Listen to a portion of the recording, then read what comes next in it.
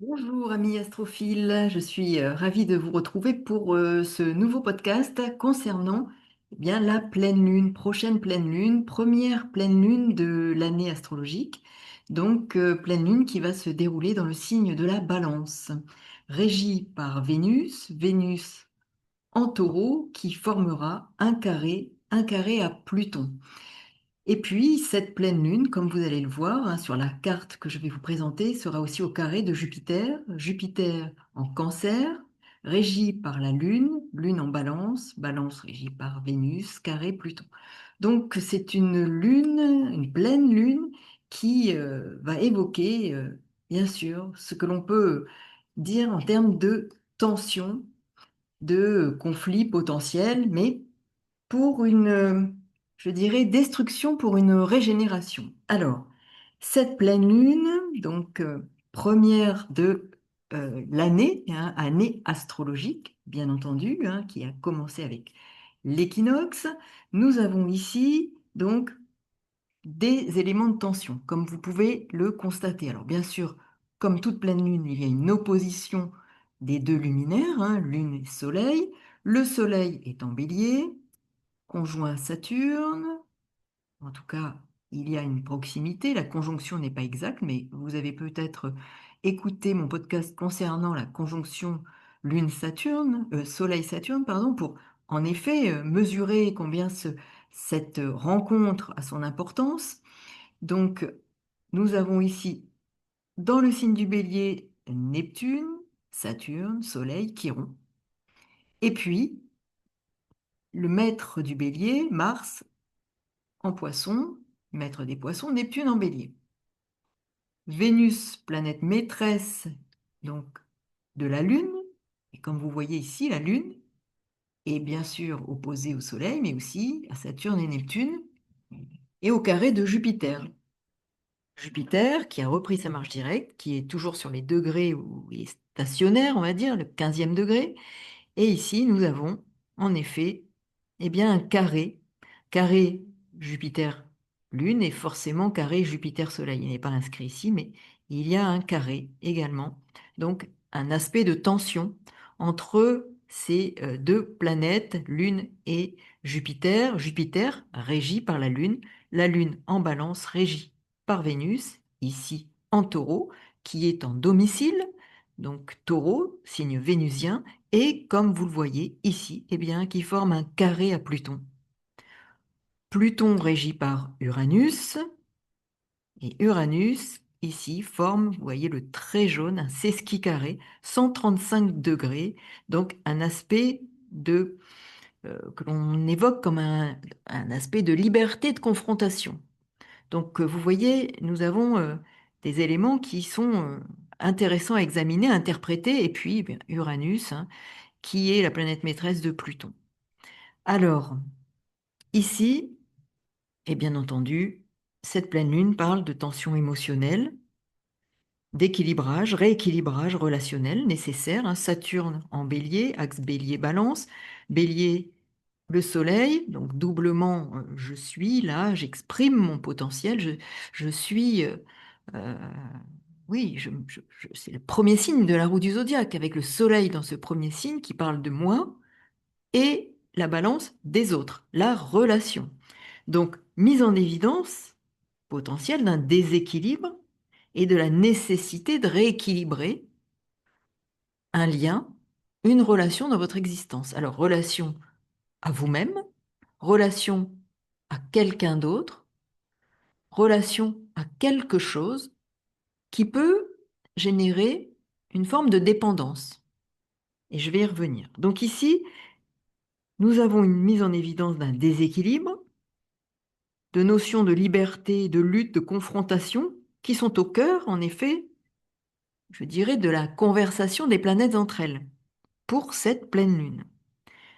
Uranus, c'est ce qui carré, donc 135 degrés, lune, renforce hein, donc cette idée hein, d'émancipation et quelque part de friction, hein, parce avec cette pleine lune, il peut être question d'habitudes relationnelles, et donc d'émancipation par rapport à des habitudes relationnelles et un besoin aussi qui peut être mis en évidence de se conformer aux attentes des autres aux attentes d'un autre ou d'une autre, et ceci peut-être depuis trop longtemps, mais des attentes auxquelles nous nous sommes conformés et soumis pour ne pas être rejetés, pour ne pas déranger, pour plaire, pour faire plaisir. Et là, nous voyons que nous sommes au bout de quelque chose. Donc, c'est une pleine lune qui va nous faire éprouver des émotions propres à la liberté, à l'individualité, au besoin de gagner en autonomie.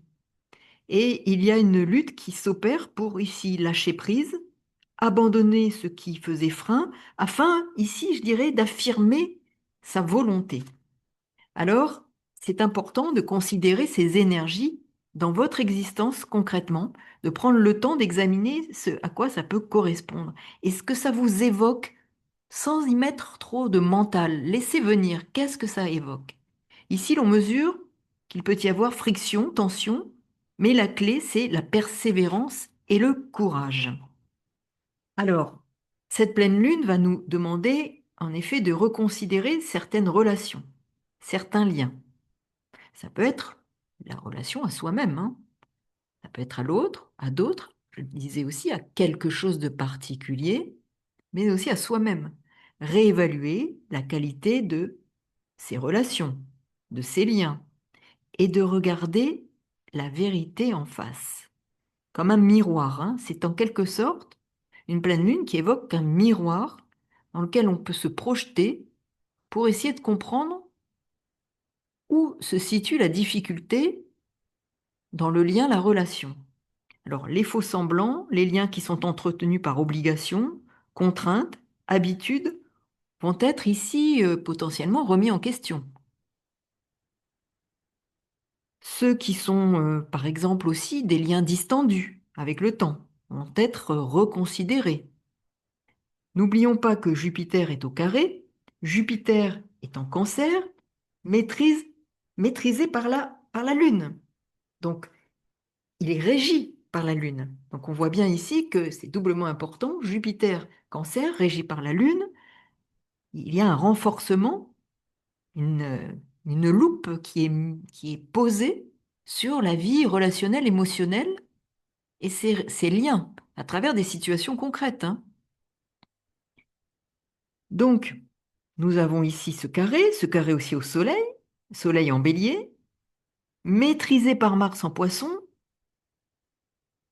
lui-même Poisson, maîtrisé par Neptune en Bélier, et aussi par Jupiter. Et vous voyez, Jupiter, Neptune sont quasiment au carré l'un de l'autre et sont les planètes maîtresses qui régissent Mars, planète maîtresse du Bélier. Donc ça peut générer des tensions. On voit que c'est une pleine lune qui, alors au niveau collectif, ça peut être un temps important, hein, bien entendu, hein, mais moi j'en reste au niveau individuel. On peut ressentir, et comme nous vivons dans un ensemble, hein, nous sommes aussi euh, réceptacles de toutes ces énergies-là ambiantes, hein. Nous faisons partie du tout. Donc nous pourrions avoir pendant cette période de pleine lune, quelques jours avant, pendant et après, ressentir des tensions relationnelles, il peut y avoir des confrontations, une exagération des émotions. Donc il faut être prudent et cela peut pousser en effet à des remises en question et à la nécessité de se positionner, d'affirmer son point de vue, ses idées, d'oser clarifier ce qui ne l'est pas ou qui ne l'est plus. Donc c'est une opportunité, cette pleine lune, qui à partir de tensions, voire de conflits, hein, larvés ou pas, larvés ou ouverts, hein, de rééquilibrer, de réorganiser pour repartir sur d'autres bases. Le bélier, c'est le renouveau, il initie, hein, donc il débute, donc on pourrait, à partir d'une remise à plat, d'une relation, d'une relation à quelque chose, à soi-même ou à d'autres, hein, mais c'est la vie relationnelle, c'est soi et les autres, hein. Donc comment, ici, il y a une possibilité de remettre à plat, de détruire peut-être quelque chose qui n'est plus suffisamment vivant pour y remettre, réintroduire de la vie, afin de partir sur de nouvelles bases plus vraies, plus authentiques. Donc Pluton carré Vénus, Vénus qui régit la Lune, hein, peut marquer la fin de cette stabilité, puisque quand même, regardez, Vénus est en taureau et Uranus est encore en taureau jusqu'au 26 avril. Donc ici, nous avons possiblement euh, une stabilité qui peut être vraiment très mise à mal. Et cette stabilité, il est peut-être question d'aller voir sur quoi elle est fondée. Fondée sur des peurs, un besoin de sécurité, matérielle, affective, une peur de manquer, et enfin, peut-être, de nourrir une relation par la destruction de quelque chose qui ne convient plus, de nourrir une relation plus autonome, moins construite sur une forme de dépendance.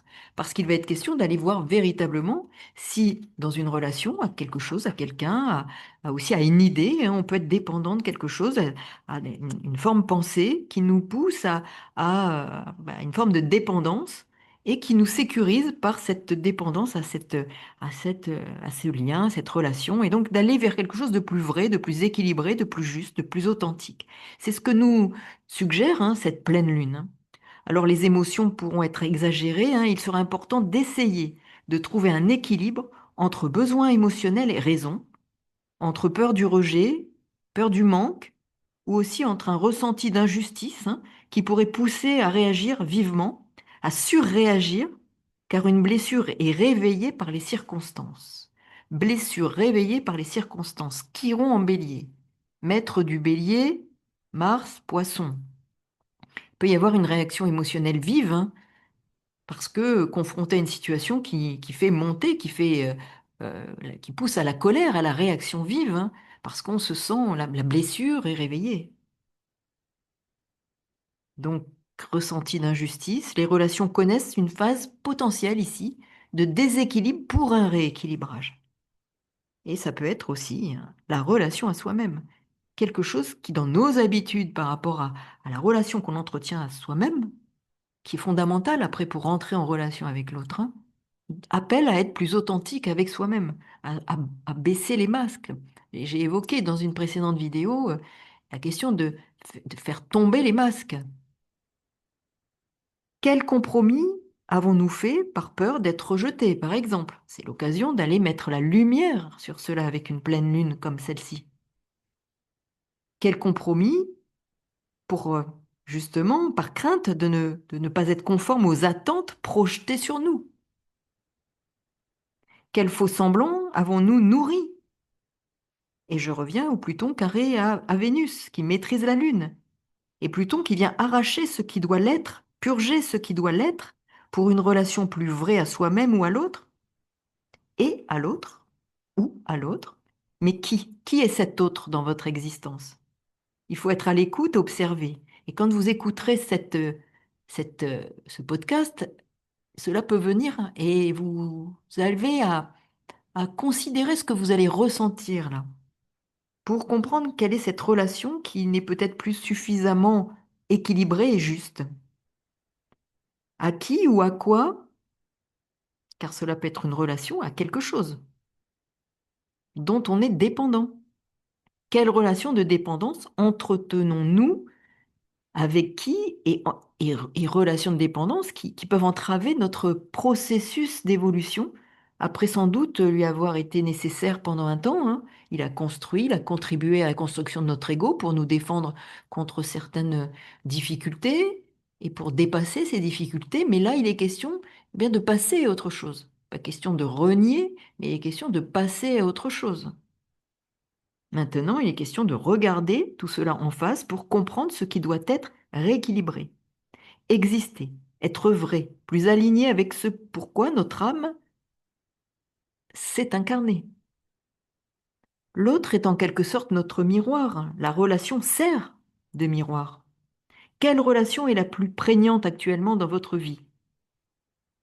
Vous avez un signal, là, du conflit intérieur, qui se manifeste évidemment avec cette pleine lune, à travers une relation en particulier. Le sujet donc des liens et de l'indépendance et de la dépendance, des attachements, sera au cœur de cette pleine lune. Sujet également de la loyauté et de la liberté.